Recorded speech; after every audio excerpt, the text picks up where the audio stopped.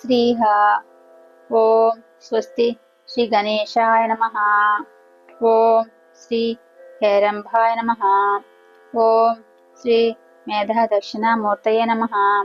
ఓం శ్రీ శంకర భగవత్ పాదాః విజయంతే. ఓం ఓం జగద్గురు వేదవ్యాస భట్టారికాయ నమః. ఓం జగద్గురు శ్రీకృష్ణ పరంబ్రహ్మణే నమః. బ్రహ్మసూత్ర శంకర భాష్యం సమన్వయాధికరణం రెండో భాగంగా చదువుకుంటున్నాం. భాగం 2. నిన్న కొంచెం చెప్పుకుందాం. నిన్న ఏం చెప్పారంటే, ఈ వేదాంత వాక్యాల్లోనే చెప్పిన కొన్ని ఉపాసనలు మొదలైన కర్మలకే ప్రాధాన్యం అని చెప్పవచ్చును. అందుచేత వేదాంతాలు బ్రహ్మను ప్రతిపాదిస్తున్నాయని చెప్పడం అయుక్తంగాన బ్రహ్మ శాస్త్రయోని అనటం అయుక్తమని భాట్ట మీమాంసకాదులు మతాన్ని అనుసరించి ఆక్షేపణ చేయగా దానికి సమాధానంగా చెప్పబడుచున్నది. ఇప్పుడు మనకి చెప్తున్నారు. ఉపనిషత్తులు ప్రధానంగా సమన్వయాధికరణం అనుకున్నాం కదా, ఇది రెండో భాగంగా చదువుకుంటున్నాం.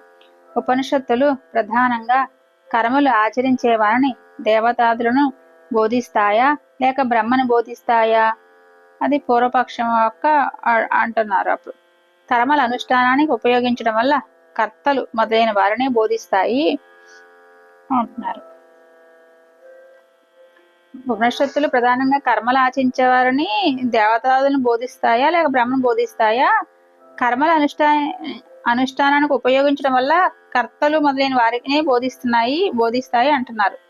వేరు వేరు ప్రకరణాలు అవటం వల్ల తాత్పర్యాన్ని నిర్ణయించే 6 ఉపక్రమోప సంహారాది లింగాలుండటం వల్ల తాత్పర్యాన్ని మళ్ళీ చెప్తున్నా, వేరు వేరు ప్రకరణాలు అవటం వల్ల తాత్పర్యాన్ని నిర్ణయించే 6 ఉపక్రమ సంహారాది లింగాలు ఉండటం వల్ల, అంటే ఉపక్రమము సంహారాదులు ఎన్ని ఉండటం వల్ల బ్రహ్మని బోధిస్తాయి అని చెప్తున్నారు. అన్నిటి చెప్పి కూడా 6 ఉపక్రమాల ద్వారా కూడా బ్రహ్మని బోధిస్తాయి. అనర్థాలు తొలగిపోవటం అనే ప్రయోజనం బ్రహ్మ జ్ఞానానికి ఉంటుండగా ఇక్కడ కర్మల అనుష్ఠానానికి అవకాశం ఎక్కడుంది? ఇది ప్రథమ వర్ణకంలో చెప్తున్నారంట. అంటే ఏం చెప్తున్నారు? అనర్థాలు తొలగిపోవటం అనే ప్రయోజనం బ్రహ్మజ్ఞానానికి ఉండటం వల్ల ఇక్కడ కర్మల అనుష్ఠానానికి అవకాశం ఏముంది, ఈ ఏంటి అని వివరంగా చెప్తున్నారు. బ్రహ్మజ్ఞానానికి అనుకూలంగా ఉండేవి చెప్తున్నారు కాబట్టి కర్మల అనుష్ఠానానికి అవకాశం ఏముంది, ఇది ప్రథమ వర్ణకంలో చెప్పారు. ఇంకా మళ్ళీ వేదాంత వాక్యాలు కర్మాచరణాన్ని బోధిస్తాయా లేక బ్రహ్మని ప్రధానంగా బోధిస్తాయా అని పూర్వపక్షం వాళ్ళు అడుగుతున్నారు.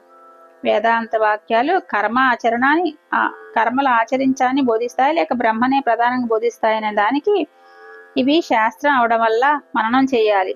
ఇది ఒక శాస్త్రం కాబట్టి మనం మననం చేయాలి ఇత్యాది విధులు ఉండటం వల్ల వేదాంతాలు కర్మల్నే విధిస్తాయి.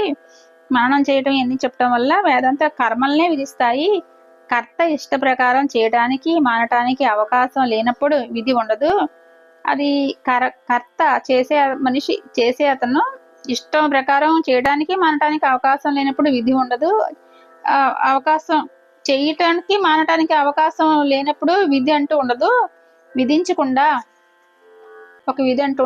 విధించకుండా కేవలం ఒక అపూర్వ విషయాన్ని చెప్పినా కూడా అది శాస్త్రం అవుతుంది. ఒక ఇలాగ చెయ్యి అలా చేయని ఒక విధి ప్రకారం చెప్పకపోయినా ఒక అపూర్వ విషయాన్ని చెప్పినా కూడా అది శాస్త్రం అవుతుంది. మననం మొదలైనవి జ్ఞానం కలగటానికి పూర్వం చేయవలసినవిగా విధించబడ్డాయి. మననం చేయటం ఎన్ని కూడా జ్ఞానం కలగటానికి పూర్వం, అంటే ఇన్నాక మననం చేస్తాం, ఎన్ని కూడా జ్ఞానం కలగటానికి పూర్వం చేయవలసినవిగా విధించబడ్డాయి. ఈ జ్ఞానం కలిగే ముందు ఇవన్నీ జరుగుతాయి కానీ తర్వాత అవసరం లేదన్నట్టుగా మననం మొదలైనవి జ్ఞానం కలగటానికి పూర్వం చేయవలసినవిగా విధించబడ్డాయి. అందుచేత వేదాంతాలకు బ్రహ్మ ఎందే తాత్పర్యం అని ద్వితీయ వర్ణకంలో చెప్పారు. అందుచేత వేదాంతాలు బ్రహ్మ ఎందే ఉంటది. అంటే శ్రవణ అవన్నీ విని మననం చేసుకుని ఎన్ని చేయడం వల్ల జ్ఞానం కలుగుతుంది. ఎన్ని జ్ఞానం కలిగే ముందు చేసే పనులు కాబట్టి అని ద్వితీయ వర్ణంలో చెప్పారు. మళ్ళీ 3 ఇంకా ఇంకోటి తృతీయ వర్ణకం ఇది. తూ శబ్దం పూర్వపక్షాన్ని నిరాకరిస్తున్నది. తూ శబ్దం పూర్వపక్షాన్ని నిరాకరిస్తున్నది. అనగా పూర్వపక్షం యుక్తం కాదని అర్థం. పూర్వపక్షం కరెక్ట్ కాదు, యుక్తం కాదని అర్థం.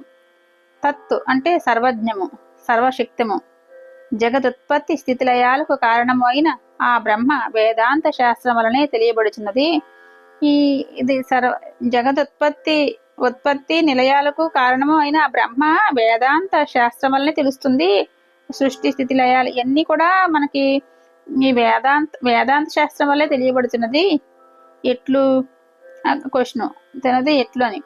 సమన్వయాత్ అంటే సమన్వయం వలన అన్ని వేదాంతాలు, అంటే సమన్వయం వలన తెలుస్తుంది. అన్ని వేదాంతాల అంటే ఉపనిషత్తులలోని అన్ని వేదాంతాలు అంటే ఉపనిషత్తులు అన్నిటిలోనూ వాక్యాలు కూడా తాత్పర్యం చేత అనగా దానినే బోధించాలనే దృఢ నిశ్చయంతో అలాంటి బ్రహ్మ అనే అర్థాన్ని ప్రతిపాదించడానికి చక్కగా అనుగతాలై పరస్పరం సమన్వయం గలవై ఉన్నాయి అంటున్నాడు.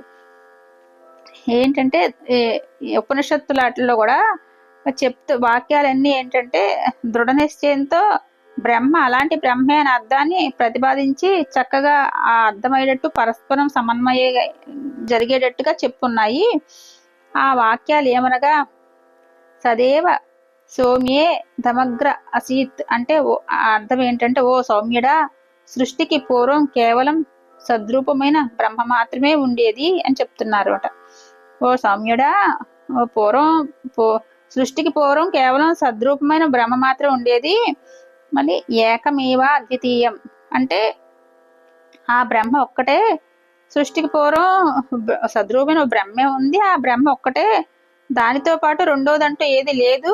అది బ్రహ్మ అనేది ఒకటే, రెండుగా ఏమి లేదు, ఒకటే. ఏకమేవ అద్వితీయం అంటే ఆ బ్రహ్మ ఒక్కటే, అంటే దానితో పాటు ఇంక రెండోది లేదని చెప్పటం. ఆత్మవా ఇదమేక ఏనాగ్ర ఆసీత్ అంటే సృష్టి ప్రారంభంలో ఆత్మ ఒకటే ఉండేది. అంటే ఏం చెప్తున్నారంటే సృష్టి ప్రారంభంలో ఆత్మ ఒకటే ఉండేది.